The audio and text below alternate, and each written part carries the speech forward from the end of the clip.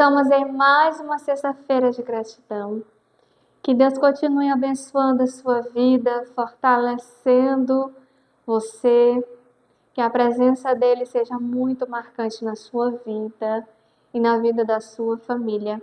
Hoje estamos baseando em Oséias, capítulo 6, o verso 3, que nos diz assim: conheçamos e prossigamos em conhecer o Senhor. Como o amanhecer, a sua vinda é certa. Ele descerá sobre nós como chuva fora de época, que rega a terra. Conhecer ao Senhor e prosseguir conhecendo ao Senhor. Nosso Deus é infinito. Não podemos dizer que nós o conhecemos, apesar de, se você já há um tempo cristão, você conhece a respeito da história de Jesus Cristo, da cruz, dos milagres e das demais lindas histórias que tem aqui na Palavra de Deus. Mas algo que tem sido a minha oração desses últimos tempos é que a palavra não pode ser comum. Ela precisa realmente, como é dito na palavra, ser viva. Logo, o que eu falo hoje para vocês, se eu comentar isso em uma outra ocasião, vai ter um outro significado para você. Porque você está vivendo um outro momento. Então, por isso que nós estudamos a palavra de Deus diariamente. E prosseguimos em conhecer o Senhor mais profundamente em intimidade.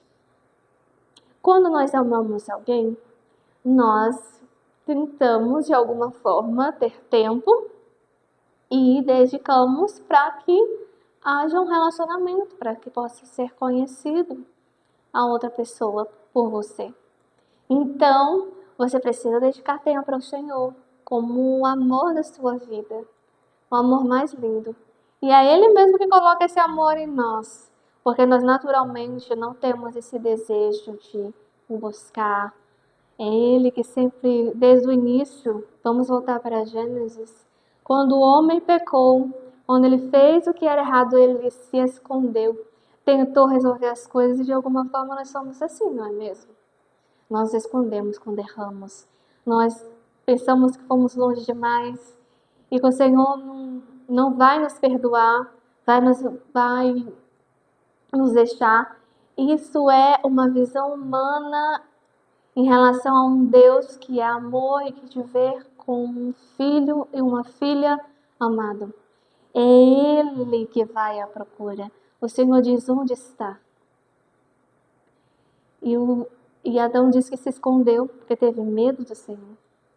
O Senhor sabia onde ele estava.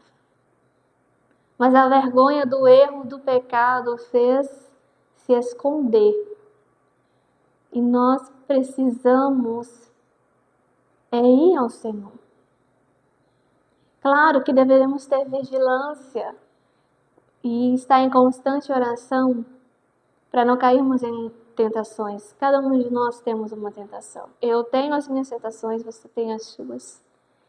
E para nós resistirmos ao diabo e ele fugir de nós, nós precisamos estar fortes na palavra, na comunhão, na oração, no espiritual. Está fortalecido. Romanos capítulo 8, Paulo descreve que há uma luta entre a carne, os nossos desejos maus, pecaminosos, e a parte espiritual. Em qual delas você tem alimentado? Qual delas está mais forte em você? Espero que é espiritual, porque assim você pode resistir. Pelo poder do Espírito Santo, clame pelo Espírito Santo. Gálatas capítulo 5, versos 22 a 23. O fruto do Espírito Santo, primeiramente, é o amor. E os demais, naturalmente, vão se manifestando. E o tão necessário que também precisamos, o domínio próprio. Dominar esse nosso lado mau, egoísta. E que possamos amar como o Senhor ama as pessoas. Nós sabemos que esta parte do Espírito Santo, na missão do Espírito Santo, que está em João capítulo 16, é justamente essa: nos convencer dos nossos erros e de que há um juízo e que a vinda do Senhor é certa, tanto que Oséias fala aqui, como o amanhecer é certo. A vinda do Senhor, com certeza, virá, o Senhor virá no momento certo, como uma chuva que vem no momento certo, apropriado. Uma chuva fora de época, porque nós sabemos o quê? Mateus capítulo 24, verso 4, o Senhor diz que o Evangelho eterno será pregado a testemunho a todas as nações, então virá o fim. Então é a pregação do Evangelho. Mas para falarmos do amor e da graça do Senhor, nós precisamos da unção do Espírito Santo de Deus.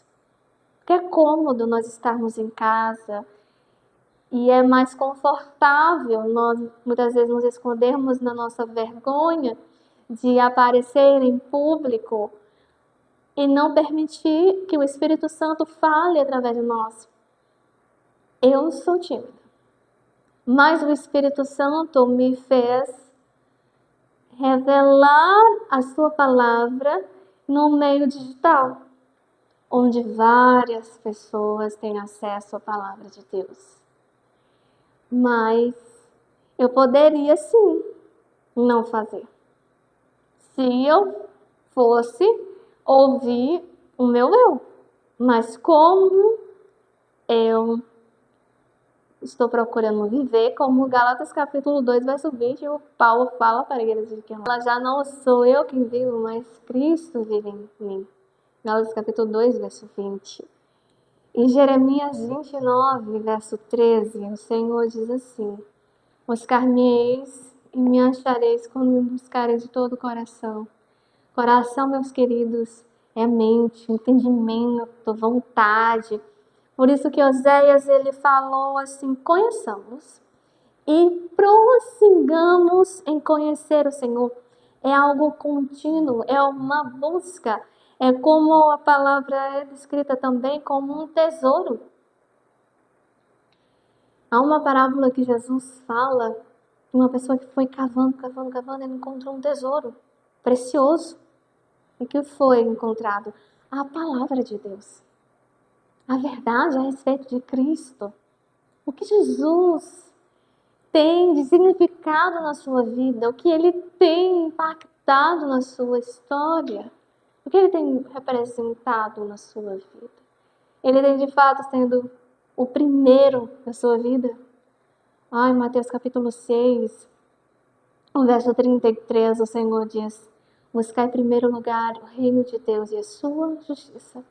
Em todas essas coisas vos serão acrescentadas. Versos 25 ao 32 é narrado muitas ansiedades, preocupações que são válidas e o Senhor as sabe. Você só precisa confiar mais nele e no cuidado e no direcionamento dele para a sua vida.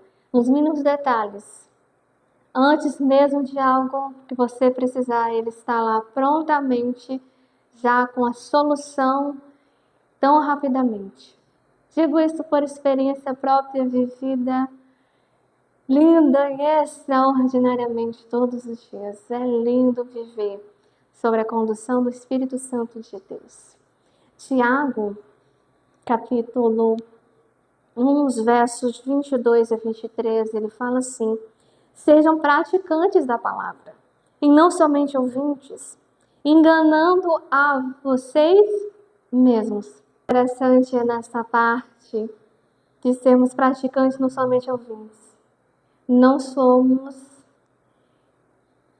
hipócritas perante o Senhor, porque Ele não vê o que queremos aparentar para os outros, e sim quem realmente nós somos, a nossa essência. Não há máscaras perante o Senhor. E quem você está enganando? É a você mesmo, a palavra é muito clara. Querendo fingir que realmente ama a Cristo, que realmente o Senhor transformou a sua vida? Será mesmo? As suas ações ou as suas reais intenções em fazer algo é para glorificar o nome de Deus? É algo a se refletir. O verso 23, porque se alguém é ouvinte da palavra e não praticante, assemelha-se àquele que contempla o seu rosto natural num espelho. Não há mudança. Você é o mesmo. Você está realmente permitindo que Jesus Cristo mude a sua vida? Que você, de fato, viva algo novo e extraordinário? Eu espero que sim. E se não, quebrante-se diante do altar do Senhor e permita-se que o Senhor transforme a sua vida. Tenha uma vida de oração no altar do Senhor. É lá que nós conseguimos a vitória contra o nosso eu tão mau e egoísta. Tudo o que há de bom, tanto em mim quanto em você, provém do Senhor e para a glória dele. Amém? Vamos orar. Grandioso Deus, santo, santo, santo é o teu nome. Pai querido, nos ajude, Senhor Deus, a meditar na tua palavra e permitir sermos transformados por ti. Senhor Deus, traga essas pessoas para mais perto de ti, para que tenham um entendimento mais profundo da tua palavra. Que eles possam, Senhor Deus, ser transformados. Eles podem externamente aparentar que estão te servindo. Mas como estão dentro deles, Senhor Deus, o Senhor sabe quais são suas reais intenções. Eles estão realmente te adorando em espírito e em verdade. Estão dedicando tempo para estar na tua presença, permitindo ser transformado pelo agir do Espírito Santo de Deus. E assim, sendo transformado dia a dia à semelhança de Cristo por meio do Espírito Santo.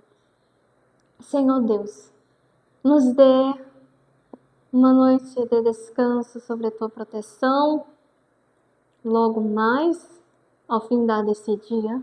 E que ao longo desse dia nós possamos, Senhor Deus, percebê-lo nos mínimos detalhes. Em nome de Jesus. Amém. Que Deus abençoe você.